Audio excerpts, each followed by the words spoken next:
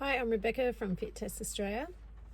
I'm going to quickly cover the topic of why would you choose a half face over a P2. So that's a common question we get at Fit Test Australia. So considering both are assigned the exact same protection factor of up to 10, most people go with an option based on price point, long term. So again, really cheap to buy a disposable as an upfront cost, a little bit dearer to buy a reusable.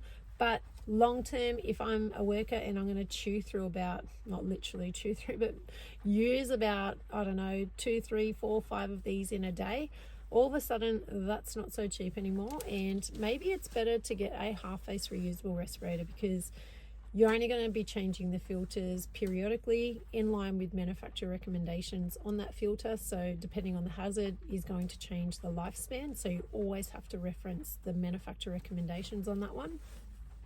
But again, once someone's been issued their own personal mask, these filters, you can get an extended time out of them. It could be a few weeks, could be a couple of months.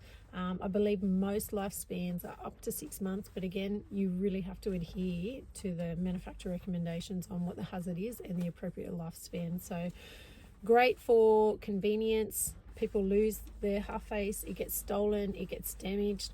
A disposable is a great option because it's readily available as long as you have them stocked in the site shed or accessible to the workers. But the half face reusable is, in my opinion, a much better option.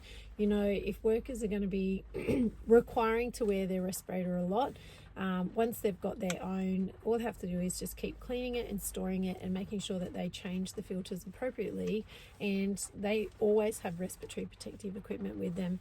Another amazing advantage of going with a half face reusable respirator is if the hazard changes, you get to change the filters accordingly. So if you had given staff a disposable P2 for whatever reason, if now they're not using, if now the hazard isn't just particulates and it moves into something else where it's more like gases and vapors, they can't continue to use this half face P2 anymore. So you really have to consider what the hazard is, what the task is, what is the preference of the worker as well. So a little bit comes into it, but considering both are given the exact same assigned protection factor, you get to make an educated decision based on what's best for your company, best for the worker, best for the task, and best for the hazard.